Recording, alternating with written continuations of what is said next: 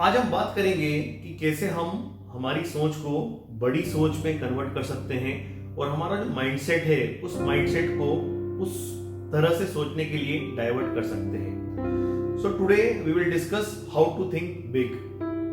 तो फ्रेंड्स, हमें अगर बड़ा सोचना है तो हमें वो सोचने के लिए क्या क्या बाधाएं आती है और उन बाधाओं को दूर करके हम हमारी सोच को किस तरह से बड़ी सोच में कन्वर्ट कर सकते हैं।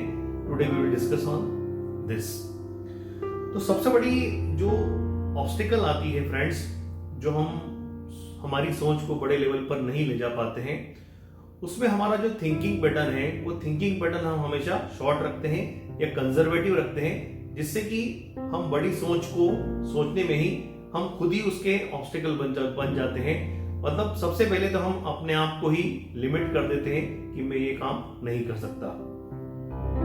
तो फ्रेंड्स, आपकी जो सोच है वो सोच आपके वेट पे, आपके एजुकेशन पे, आपकी डिग्रीज पे, आपके फैमिली बैकग्राउंड से इसके ऊपर डिपेंड नहीं करती है। आपकी सोच डिपेंड करती है कि आप अपने बारे में क्या सोचते हैं। तो यहां मैं एक वर्ड बताना चाहूंगा, सेल्फ डेप्रिकेशन। ये एक ऐसा वर्ड है फ्रेंड्स जिसमें हम बड़ी सोच में इसको सबसे पहले लेकर के आते हैं। मतलब हम आत्मनिंदनीय हो जाते हैं। पहले हम बड़ी सोच सोचने के पहले ही हम सेल्फ डेप्रिकेशन करते हैं। मतलब हम अपने आप से आत्मनिंदा कर देते हैं कि मैं ये काम करने के लायक नहीं हूं। अगर कहीं इंटरव्यू देने जाना है, उस जॉब के इंटरव्यू देने के पहले ही हम डिसाइड कर लेते हैं कि मैं इस जॉब के लायक नहीं हूं। अगर हम जॉब में सिलेक्ट हो गए तो हम वहां अपने आप को ही ऐसा आंकते हैं कि we are selling ourself less. Yes friends, ये बहुत बड़ा वर्ड है कि हम अपने आप को कम आंकते हैं। We are selling ourself less. तो यहाँ सेल्फ डेप्रिकेशन आपको अपने आप को नहीं करना है, उसके बजाय आपको थाई सेल्फ करना है। थाई सेल्फ का मीनिंग ये होता है कि अपने आप को जानो। तो अपने आप को जानने के लिए यहां मैं आपसे एक सबसे इंपॉर्टेंट चीज डिस्कस करना चाहता हूं कि थाई सेल्फ में क्या होता है दोस्तों, की थाई नेगेटिव सेल्फ। मतलब थाई सेल्फ का मतलब होता है कि अपने आप को जानो, लेकिन मेजोरिटी ऑफ टाइम हम अपने आप को थाई नेगेटिव सेल्फ स्टेट में लेके चले जाते हैं और हम हमारे बारे में नेगेटिव चीजें ही सोचने लगते हैं। तो यहां आपको थाई सेल्फ क्रिएट करना है, अपने आप को जानना है। आपकी पॉजिटिव बातों को जानिए, आपकी स्ट्रेंथ को जानिए, आप में क्या क्या स्ट्रेंथ है। हाँ, थाई सेल्फ में अगर आपकी नेगेटिव बातें हैं कुछ, तो उन बातों को आप जॉट डाउन कीजिए और जॉट डाउन करने के बाद ये देखिए कि इसमें से कौन सी ऐसी चीज है जिसपे अगर मैं काम करूं तो मेरी ये नेगेटिव चीज है, जो मेरी वीकनेस है, वो मेरी स्ट्रेंथ में कन्वर्ट हो जाए। तो ये बहुत इंपॉर्टेंट है फ्रेंड्स। और उसके बाद फ्रेंड्स, आप आपका सेल्फ इवैल्यूएशन करें, मतलब आपका स्व मूल्यांकन करें। सेल्फ इवैल्यूएशन में आपको इनर पेसिंग करना रहेगी, आपको आपके अंदर झांकना रहेगा और आपको ये आइडेंटिफाई करना पड़ेगा कि मेरी सबसे अच्छी चीज क्या है। तो यहां मैं आपको कुछ टिप्स बताऊंगा जिसमें आप ऐसे 5 सक्सेसफुल लोगों के नाम लिखिए जो लाइफ में सक्सेस हासिल कर चुके हैं, और उन सक्सेसफुल लोगों के नाम लिखने के बाद उनकी 3 आप ट्रेड्स लिखिए। मतलब उनकी क्या खूबियां थी जिसके कारण वो सक्सेसफुल हुए। तो ये 3 ट्रेड्स सबकी लिखिए और उस ट्रेड्स में आप अपनी ट्रेड्स भी उनके सामने लिखिए। बिलीव मी फ्रेंड्स, उनकी जो 3 ट्रेड्स है उसमें से एक खूबी आउट ऑफ 3 आप में भी वो मौजूद है। तो यह स्व मूल्यांकन करके आप इस चीज पे काम कर सकते हैं और आप उन 3 में से जो एक आपकी स्ट्रेंथ है उसको पकड़ के आप भी अपनी सोच को बड़ा कर सकते हैं और बड़े लोगों की तरह आप भी बिहेव कर सकते हैं। And friends, you are bigger than you think. तो आपकी जो थिंकिंग है उसको एक ट्रू साइज दीजिए और जिस साइज में आप फिट बैठते हैं उसमें आप अपने आप का स्व मूल्यांकन कीजिए।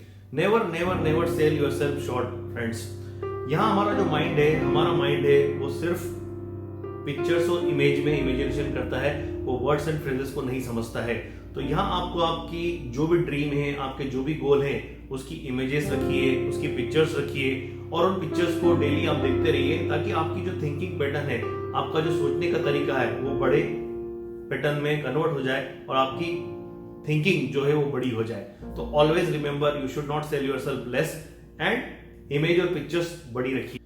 And friends, here comes your mindset. हम 2 तरह के माइंडसेट हमारी लाइफ में कैरी करते हैं। एक होता है एम्प्लॉय माइंडसेट, एक होता है एंटरप्रेन्योर माइंडसेट।